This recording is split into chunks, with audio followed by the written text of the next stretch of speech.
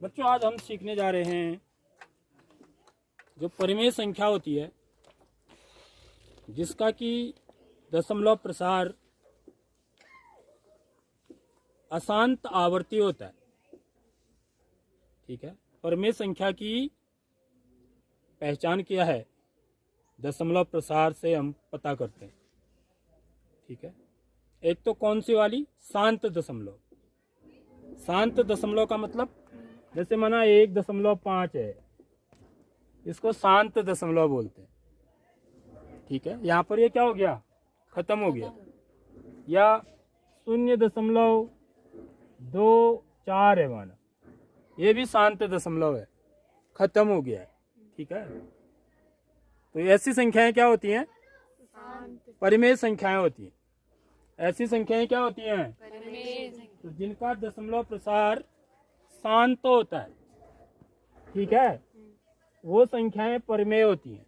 साथ ही साथ और कौन सी संख्याएं परिमेय होती हैं, ये वाली देखो, ये 1.272727, ये इसको क्या बोलते हैं, ये शांत नहीं हो रहा है। शांत मतलब खत्म नहीं हो रहा है, लेकिन इसमें क्या चीज हो रही है, आवर्ती हो रही है। 272727 ऐसे आते जा रहा है। तो हमने परिमेय संख्याओं की परिभाषा पढ़ी है कि परिमेय संख्याएं वे संख्याएं होती हैं जिनको हम P/Q के रूप में लिख सकते हैं। शर्त यह है कि Q 0 नहीं होना चाहिए, हर 0 नहीं होना चाहिए, यानी कि 0 से हम भाग नहीं दे सकते। ठीक है, तो क्योंकि ये परिमेय संख्या है, क्योंकि इसका दशमलव प्रसार क्या है, अशांत आवर्ती है। नॉन टर्मिनेटिंग बट रिपीटिंग, क्या बोलते हैं इसको, non terminating but repeating, decimal expansion है इसका। तो क्योंकि हम परिमेय संख्याओं को P/Q के रूप में लिख सकते हैं, तो इसका मतलब इसको भी लिख सकते होंगे। समझ रहे हो, तो वही करना है आपको, इस संख्या को P/Q के रूप में लिखना है। समझ रहे हो बात। तो कैसे करेंगे ऐसे सवालों को, इससे पहले हम बता चुके हैं, लेकिन फिर ये सवाल आपको, क्योंकि ये परीक्षाओं में पूछा जाता है, प्रश्न है। ठीक, तो इसको कैसे हल करते हैं, देखिए इसको क्या मान लेते हैं, x मान लेते हैं। माना x बराबर, ठीक है, इस संख्या को लिख देंगे 1.272727, ठीक है, 27 सोन। ठीक, ये क्या हो जाएगी, मेरी इक्वेशन फर्स्ट हो जाएगी, पहली समीकरण हो जाएगी। अब यहाँ पर देखिए, यहाँ पर रिपीटेशन देखते हैं हम, जो पुनरावृत्ति हो रही है कितने अंकों की हो रही है। ठीक है, यदि एक ही अंक की होती है तो हम किससे गुणा करते हैं, दोनों पक्षों में 10 से, क्योंकि एक समीकरण बन रही है ना। यदि एक ही अंक की पुनरावृत्ति हो रही है तो हम 10 से गुणा करेंगे। एक ही अंक का मतलब क्या हुआ, जैसे माना ये है 1.3333 ऐसा होता माना। समझ रहे हो, इस प्रकार का सवाल जब पूछा जाएगा तो उसमें आप क्या करेंगे, दोनों पक्षों को 10 से गुणा करेंगे। लेकिन यहाँ पर पुनरावृत्ति हो रही है आपकी 2 अंकों की, तो ऐसे सवालों में 100 से गुणा करते हैं। समझ रहे हो, 3 अंकों की पुनरावृत्ति हो रही होगी तो 1000 से करेंगे। ठीक है बच्चों, तो क्या लिखेंगे, दोनों पक्षों में, दोनों पक्षों में 100 से गुणा करने पर, 100 से गुणा करने पर,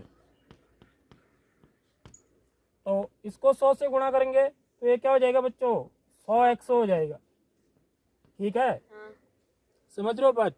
इसको भी 100 से गुणा करेंगे, 1.272727 सोन।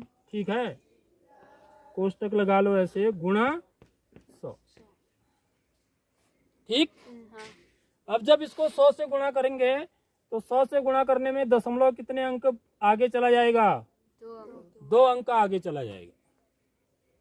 ठीक है, मेरी बात आ रही समझ में, इसलिए तो कर रहे हैं।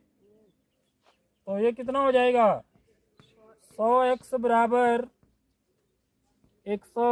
27.272727 ये ऐसे आते रहेंगे, कितने ये अनंत तक आते रहेंगे। समझ रहे हो बात? तो ये मेरी क्या बन गई बच्चों, समीकरण नंबर 2 बन गई। ठीक है, आप 2 7 को ज्यादा भी कर लिख सकते हो। ठीक है, आप जितने ऊपर है ना उतने ही लिखने हैं ताकि हमारा घटाने में सही हो जाए। अब मैं क्या करूंगा, इस समीकरण में से इस समीकरण को घटा दूंगा। तो देख लो, आप भी चेक करो आपने जो किया है कहाँ पे गलती करी है, पता लग जाएगा। समीकरण 2 में से समीकरण 1 को घटाने पर, जब भी हम एक समीकरण में से दूसरे समीकरण को घटाते हैं तो उसके बाएं पक्ष में से बाएं पक्ष को घटाते हैं और दाएं पक्ष में से दाएं पक्ष को घटाते हैं।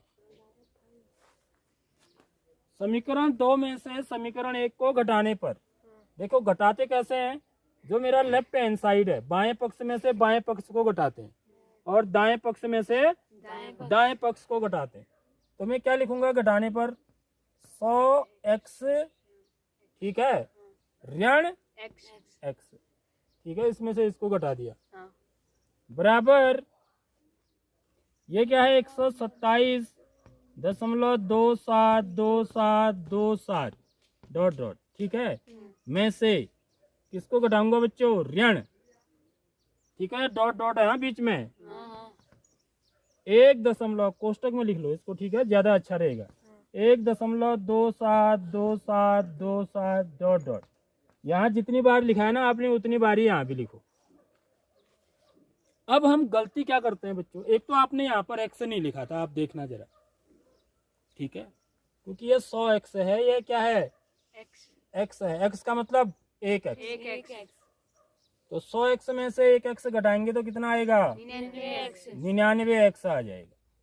और यहाँ पर हम जरा गलती करते हैं एक्चुअली में, ये देखो घटाना है ना तो प्रॉपरली घटाओ, उसको अच्छी ढंग से लिख के घटाओ, ठीक है, दशमलव का घटाना है तो कैसे घटाएंगे, देखो यहाँ पर घटा देता हूँ मैं, क्योंकि मेरे पास जगह की थोड़ी सी यहाँ पर वो रहती है, पूरा सवाल मेरे को ना इस यहाँ पे घटा देता हूँ।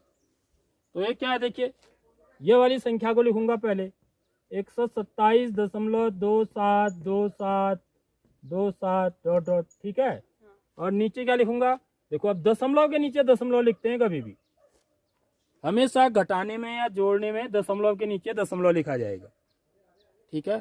तो दशमलव से पहले यहाँ क्या है, 1 है, और यहाँ क्या 272727, ठीक है, आगे बात समझ में बच्चों। अब घटाएंगे, ऐसे घटाओ ना इसको, तो जब आप घटाएंगे तो ये सब 0 हो जाएंगे। देखो 7 में से 7 गया 0, 2 में से 2 गया 0, 7 में से 7 गया 0, ये सब 0 होते गए। यहाँ पे दशमलव आ गया, 7 में से 1 घटाया 6, 2 1। देखो इस चीज को पकड़ो ना बच्चों, ये चीज सीखो, तुम यहाँ पे गलती कर रहे हो, समझ में आ रही नहीं आ रही बात। तो कितना आया उत्तर, 126.0000 आ रहा है, तो इनको दशमलव हट गया। तो मैंने जो 100 से गुणा किया ना, मेरा मकसद क्या था बच्चों, दशमलव को हटाना था, क्योंकि जब दशमलव हटेगा तभी तो p/q के रूप में आएगा, समझ रहे हो बात। तो अब मेरा x बराबर क्या आ जाएगा, 126/99।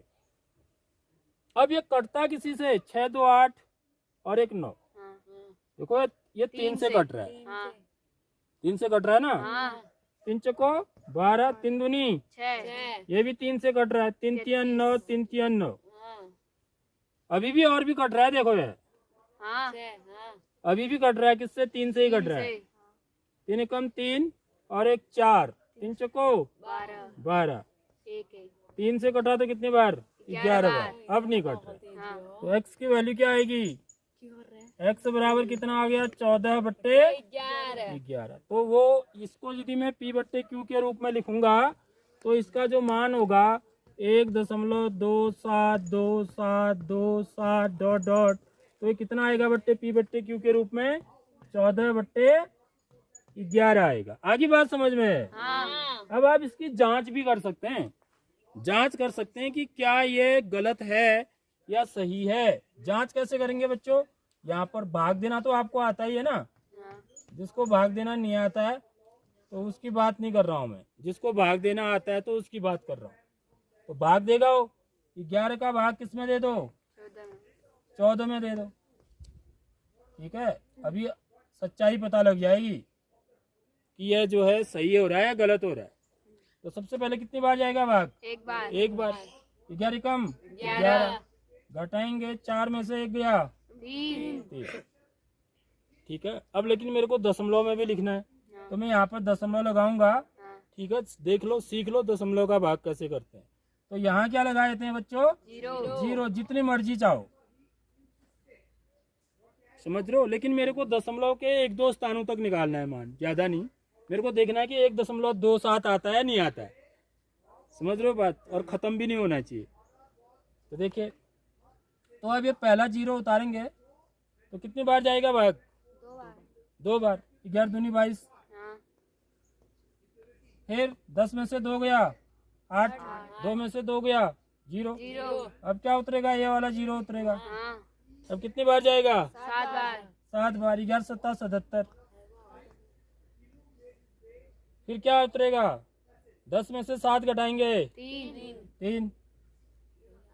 यहाँ ये 0 हो गया। फिर क्या उतरा? ये वाला 0। फिर कितनी बार जाएगा? 2 बार। फिर 2 बार जाएगा। फिर 22 आएगा। फिर 8 उतरेगा।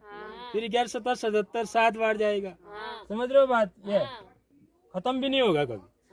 तो इससे क्या हो गया? भाग दे के हमने चेक भी कर लिया, वास्तव में यही है आंसर। 14 में 11 का भाग दे के ही इतना आता है। आपको ये पता करना है कि किस संख्या में किसका भाग देने पर 1.272727 डॉट डॉट डॉट आता है अनंत तक। तो वो संख्या क्या है? 14/11 है। ठीक है, आगे बात समझ में।